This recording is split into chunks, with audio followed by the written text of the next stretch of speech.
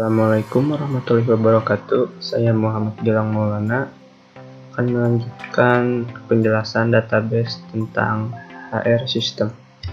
Semenjak yang sebelumnya ada beberapa perubahan. Mari kita jelaskan terlebih dahulu dari awal. Jadi kita akan bahas kembali dari awal, yaitu dimulai dari ada tabel apa saja dalam sistem yang kita buat. Jadi yang pertama itu ada tabel calon pegawai. Nah, ini untuk mendata siapa saja pelamar atau calon pegawai yang mendaftarkan ke perusahaan kita. Lalu di bawahnya ada data keluarga pegawai. Ini untuk mendata keluarga dari pegawai-pegawai perusahaan kita. Lalu di bawahnya ada tabel jenis tunjangan, yaitu untuk mendata jenis tunjangan apa saja yang tersedia. Di sini ada nama tunjangan dan harga tunjangan dan lain-lain. Terus di bawahnya ada tabel lowongan pekerjaan untuk menyimpan data lowongan apa saja yang kita keluarkan sedang kita butuhkan di perusahaan kita. Lalu ada tabel payroll process, tabel ini untuk penggajian. Terus di sini ada tabel perjalanan dinas, ada report detail. Di sini report detail ini untuk report keuangan pengeluaran secara detailnya dan menginduk ke ID payroll dan ID report keuangan. Di sini ada ID report keuangan. Ini untuk melaporkan pengeluaran perusahaan kita. Terus di sini ada tabel request perjalanan dinas. Tabel ini berfungsi untuk menyimpan data jika ada request perjalanan dinas oleh seorang pegawai. Di sini ada tabel absen, ada tabel divisi, ada tabel pegawai untuk menyimpan data pegawai, ada tabel pekerjaan, ada tabel user. User ini untuk menyimpan user, siapa yang bisa masuk ke dalam aplikasi kita. Di sini ada tabel tunjangan dan juga ada tabel tunjangan detail.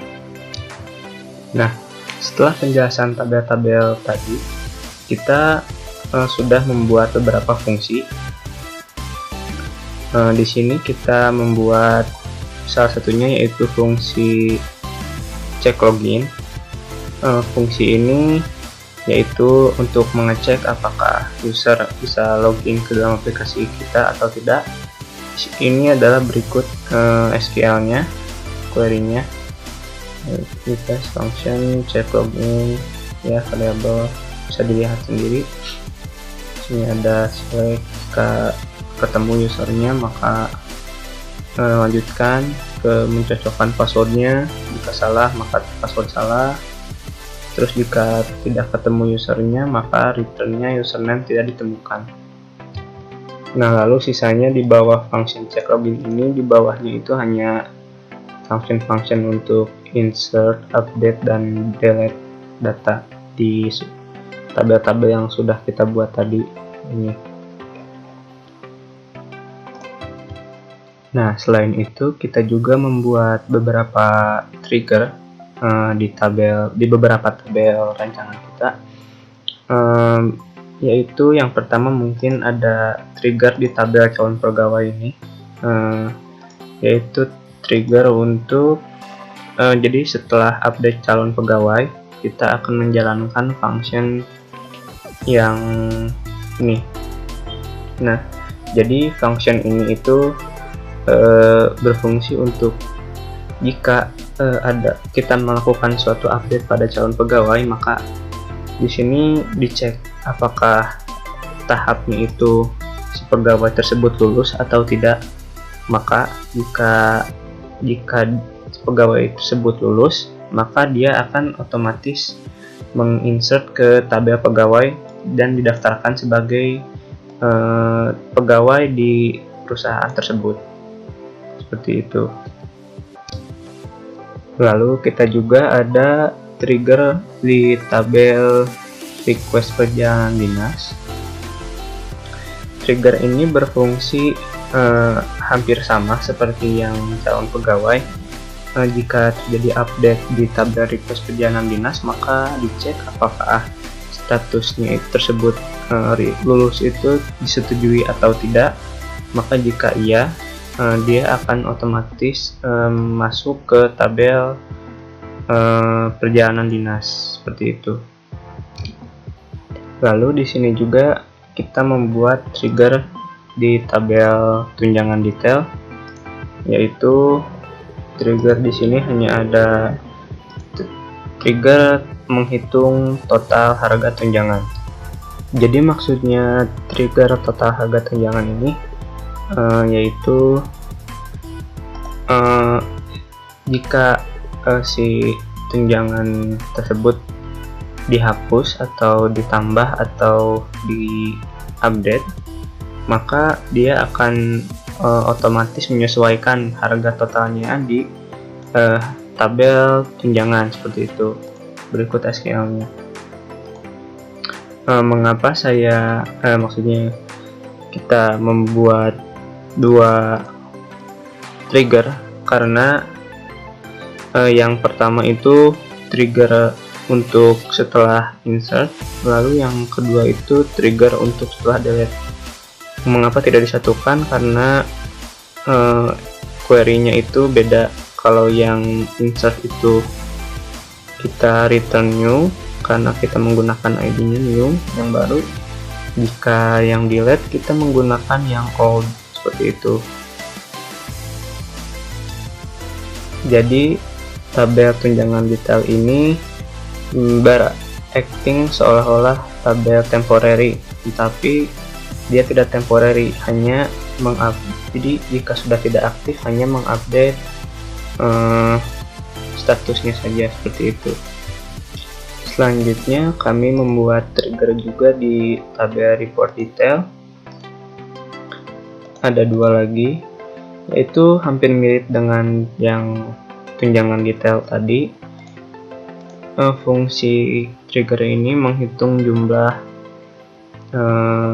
pengeluaran dari pengeluaran detailnya, jumlahnya gitu, dihitung totalnya, nanti dimasukkan ke tabel report keuangan jumlahnya seperti itu. Sama juga seperti yang tunjangan detail, yaitu kita membuat dua karena kita membutuhkan return yang berbeda, yaitu jika insert kita membutuhkan new dan jika delete kita membutuhkan old seperti itu. Lalu ada juga trigger di tabel payroll process. Di sini triggernya berbeda. Yang pertama ada trigger untuk menghitung totalnya, ini. Jadi trigger ini pertama-tama kita deklarasikan dulu variabel untuk total tunjangan, jumlah hari gaji, dan totalnya berapa. Lalu satu persatu kita masukkan ke variabel-variabel tersebut. Berikut query-nya. Lalu setelah kita masukkan ke dalam variabel tersebut, kita masukkan totalnya, kita jumlahkan totalnya berapa. Maka setelah kita menemukan totalnya, kita masukkan ke tabel penggajian tersebut totalnya berapa. Jadi otomatis seperti itu. Oh ya, trigger tadi dijalankan setelah kita menginsert data penggajiannya, jadi otomatis jumlahnya seperti itu.